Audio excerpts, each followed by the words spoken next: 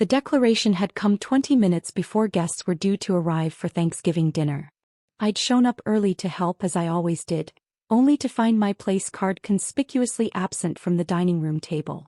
"Mom, where should I sit?" I'd asked, scanning the elaborate table setting. She'd looked at me with that expression I'd come to know well, part pity, part embarrassment. "Emma, we need to talk about that. Your brother is bringing his new boss. Your sister's husband just made partner at his firm. We have Uncle Richard and Aunt Caroline who are always asking about everyone's careers. And you're still doing your online thing." "My online thing," I repeated flatly. "You know what I mean. You work from home doing something with computers. You're 33 and you've never had a real office job. It's just easier if you help serve dinner rather than sit with everyone. The kitchen table is set up for overflow. You can eat there after we're done." My father had appeared in the doorway, looking uncomfortable but not disagreeing. "Emma, your mother's right. This dinner is important for networking. Your brother needs to make a good impression on his boss. We can't have awkward conversations about what you do for a living." "What I do for a living," I'd said slowly, "is run a software company." "You sell things online," my mother corrected. "Which is fine, but it's not exactly something we can brag about to Richard, who owns 3 car dealerships, or to James's boss, who runs a major consulting firm." I could have corrected her. I could have explained that I didn't sell things online. I could have told them about TechCore Solutions, the B2B software platform I'd founded 6 years ago that provided inventory management systems for mid-sized manufacturers. I could have mentioned that we had 847 corporate clients, 64 employees, and revenue that had crossed $50 million last year.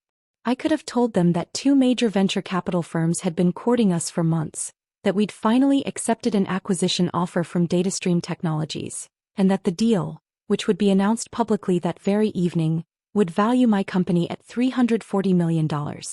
I could have mentioned that my personal stake in the company would net me approximately $180 million after the acquisition closed. But I'd learned years ago that my family heard what they wanted to hear.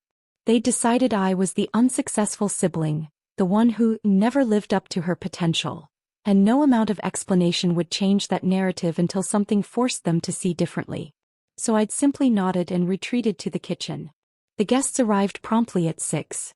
Through the service window between the kitchen and dining room, I could hear the greetings, the exclamations over the table setting, the settling into seats. My brother James held court at one end of the table, his boss Mr. Henderson beside him. My sister Rebecca sat with her attorney husband, both looking polished and professional. Uncle Richard and Aunt Caroline occupied the middle seats, already asking questions about everyone's careers. And I stood in the kitchen, plating appetizers and pouring wine into glasses that I then carried out to the dining room, playing the role of server at my own family's Thanksgiving dinner. "Emma, dear, this is Mr. Henderson," my mother said as I set down his wine glass. "He's the managing director at James's consulting firm. Mr. Henderson, this is our daughter Emma. She does computer work from home." "Nice to meet you," Mr. Henderson said politely, already turning back to his conversation with James. I returned to the kitchen and continued my work. Through the window, I could hear the dinner conversation. James discussing his latest project, Rebecca talking about her husband's partnership, my father boasting about their accomplishments to Uncle Richard. "All 3 of our children are doing so well," my mother said. "James is being groomed for senior leadership at his firm. Rebecca married into the Winston law family. And Emma is finding my way." That was the kindest version of how they described me. I'd also heard still figuring things out, not living up to her potential, and once memorably, our reminder to be grateful for the successful ones. The main course required coordination. Turkey, sides, gravy, rolls, all served hot and presented beautifully. I managed it all from the kitchen, carrying platters to the dining room, refilling drinks, clearing plates. The perfect invisible servant. At 7 o'clock I returned to the kitchen to start plating dessert when I heard Uncle Richard ask, "Mind if I turn on the news? I want to catch the business report. Supposed to be some major tech acquisition announced today." "Of course," my father said. "James, hand me the remote." The television mounted in the dining room flickered to life. I continued working on dessert, listening with half an ear as the news anchor covered the day's stories. Then I heard it. "In business news tonight, A major acquisition in the technology sector. DataStream Technologies has acquired TechCore Solutions, a Columbus-based software company, for $340 million. The deal, announced just hours ago, is one of the largest tech acquisitions in state history. I set down the pie I'd been slicing and moved to the service window. The news anchor continued. TechCore Solutions, founded 6 years ago by entrepreneur Emma Hartwell, has become a leader in B2B inventory management software. The company employs 64 people and serves over 800 corporate clients nationwide. My professional headshot filled the screen, the one from our company website. Emma Hartwell, just 33 years old, will reportedly net approximately $180 million from the sale. In a statement, DataStream CEO Robert Chen called Hartwell one of the most innovative minds in enterprise software, and announced she'll be joining DataStream's board of directors. The dining room had gone completely silent. I watched through the service window as Uncle Richard pointed at the television, then at me visible in the kitchen doorway, then back at the television. Is that Emma? Our Emma? My mother had gone pale. My father was staring at the screen, mouth slightly open. James looked like he'd been hit with a brick. Mr. Henderson, James's boss, was the first to recover. Wait, Emma Hartwell from TechCore Solutions is your daughter? The one who was just serving us dinner. The news segment continued with footage of our office building, interviews with industry analysts discussing the acquisition's significance, and more details about the company's growth trajectory. Emma Hartwell's success story is particularly notable in that she built TechCore Solutions with minimal outside funding, growing organically through strong product-market fit and customer retention, the anchor said. Industry insiders say several major firms have been competing to acquire the company for over a year. Aunt Caroline found her voice. Robert, that's Emma. That's definitely Emma. Why is she in your kitchen if she just sold a company for $340 million? The silence that followed was excruciating. I took a deep breath, picked up the first 2 dessert plates and walked into the dining room. Every eye followed me as I set the plates in front of Uncle Richard and Aunt Caroline. Pumpkin pie, I said calmly. With fresh whipped cream. Emma, pie father managed. That was you on the television. TechCore Solutions, that's your company. It is, I confirmed, returning to the kitchen for more plates. When I came back, my mother had tears in her eyes. Why didn't you tell us? You let us think you were just selling things online? I finished, setting down more dessert plates. I told you I ran a software company. Multiple times over the past 6 years. You heard what you wanted to hear. James finally spoke. You just sold your company for $340 million.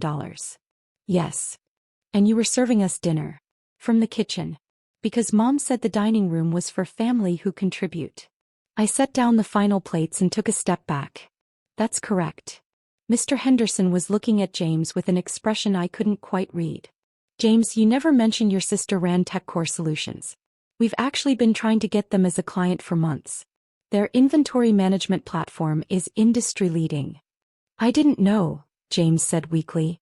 I thought she was doing freelance web design or something. I told you I developed enterprise software, I said. At last year's Thanksgiving. You changed the subject to talk about your promotion. Rebecca found her voice. Emma, we had no idea.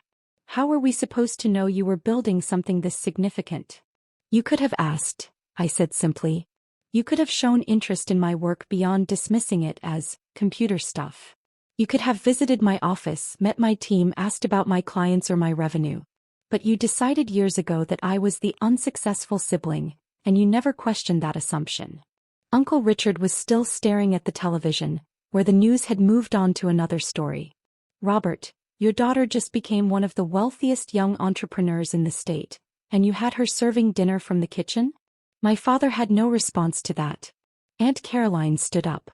Emma, I apologize. On behalf of everyone at this table, I apologize. This is appalling.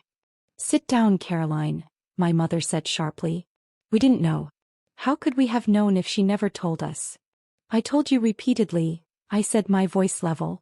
I've been telling you for 6 years. I told you when I founded the company. I told you when we got our first major client. I told you when we hired our 10th employee, our 20th, our 50th. I told you when we opened our second office. You just never listened because it didn't fit your narrative about who I was supposed to be. Mr. Henderson cleared his throat. I think I should go. James, we can discuss that project on Monday. Mr. Henderson, please, my mother said desperately. This is just a family misunderstanding. A misunderstanding? He repeated. You have one daughter who just sold a company for $340 million, and you relegated her to the kitchen while celebrating your other children's considerably more modest achievements? That's not a misunderstanding. That's a fundamental failure to value substance over appearance. He stood, nodded politely to the room and left. The front door closed firmly behind him. The silence was broken by my phone ringing. I pulled it from my pocket and checked the screen. Excuse me. I need to take this call. I stepped into the living room. It was Robert Chin, the DataStream CEO. Emma, congratulations again on the acquisition. I'm calling because the news coverage is more extensive than we anticipated. You're trending on business social media. We have 3 major publications requesting interviews. Are you available for a call with our PR team tomorrow to coordinate? Of course. I'll be available after 10. Perfect. And Emma, you should know that several board members have already reached out expressing excitement about having you join us. This is going to be a tremendous partnership. We spoke for a few more minutes about logistics and next steps. When I returned to the dining room, my family was in various states of distress. My mother was crying quietly. My father looked like he'd aged 10 years. James sat with his head in his hands. Rebecca stared at her untouched dessert. That was DataStream CO, I said. Apparently the acquisition is getting significant press coverage. They want to coordinate interview requests. Emma, my father said, we need to talk about this. As a family. Do we? I asked. Because it seems to me that you made your position clear when you seated me in the kitchen for Thanksgiving dinner. You decided I wasn't successful enough to sit with the family. The fact that you were wrong doesn't change the fundamental issue. We didn't know, my mother insisted. You didn't want to know, I corrected. There's a difference. You wanted me to fit into your story of the disappointing daughter so you could feel better about your other children's accomplishments. You needed someone to look down on, and I was convenient. Uncle Richard spoke up. Emma's right. I've heard you both talk about her over the years. Emma's still finding her way. Emma never settled into a real career. We worry about Emma. You created a narrative and you clung to it even when evidence suggested otherwise. Thank you, Uncle Richard, I said quietly. Aunt Caroline stood. Richard, we should go. Emma, your company's success is remarkable. I'm sorry we didn't know about it sooner, but that's on your parents for not paying attention, not on you for not broadcasting it loudly enough. After they left, it was just my immediate family. The Thanksgiving dinner, meant to showcase our family's success, had devolved into an uncomfortable reckoning. What do we do now? Rebecca asked. Emma, I'm sorry. I am. I should have asked more questions about your work. You should have, I agreed. But Rebecca, this isn't just about you not knowing the details of my company. It's about years of dismissiveness. Years of treating me like I was less than because I didn't fit your definition of success. James finally looked up.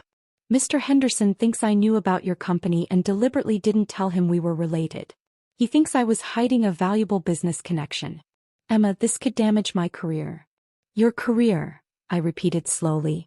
James, I just told you I spent Thanksgiving serving dinner from the kitchen at my own family gathering, and you're worried about your career implications? That's not what I meant. That's exactly what you meant, I said. Even now, you're more concerned about how this affects you than about what it says about how this family treats people. My mother wiped her eyes. Emma, please. You're right. We were wrong. Can we start over? Can you forgive us? I thought about it carefully. I don't know if I can forgive you yet, Mom. This isn't just about tonight. It's about 6 years of building something meaningful while my own family dismissed it as computer stuff. It's about being excluded from family celebrations because I didn't have a conventional office job. It's about being treated like a failure while I was actually building one of the most successful companies in the state. We'll do better, my father said. We'll listen. We'll ask questions. We'll support your work. Will you? I asked. Or will you do it now because you know I'm wealthy and successful by your metrics? Because that's not actually support, Dad. That's just social calculation. You're not valuing me, you're valuing my net worth and what it means for the family's status. The truth of that hung in the air. My phone buzzed with a text from my business partner, Marcus. Have you seen social media? Your acquisition is everywhere. Also, your family hasn't called you yet? Should I be worried? I texted back, at Thanksgiving dinner with them now. It's complicated. Call you later. I should go, I said aloud. I have calls to make, press requests to coordinate. Thank you for Thanksgiving dinner, even if I did serve most of it myself. Emma, wait, Rebecca said. Please don't leave like this. Stay. Sit with us. Let us celebrate your success. Now you want me to sit with you, I observed. Now that you know I'm worth celebrating. But 2 hours ago I wasn't good enough for the dining room. Emma left Thanksgiving telling her family she needed space because an apology couldn't erase 6 years of dismissal. On the drive home, messages poured in. Press, colleagues, and even family suddenly interested after hearing about her company's $340 million acquisition. She only replied to her friend Sarah, relieved the truth was finally out. Over the next days her mother, siblings, and finally her father reached out. Her dad admitted shame for valuing traditional success over what she had built. Emma told him forgiveness would take time and genuine change, not just pride in her wealth. The deal closed 2 months later and Emma moved into a new role. Slowly, family ties began to mend, though not perfectly. She realized her success never depended on their approval or public recognition. It came from building meaningful work she believed in. Everything else was just noise.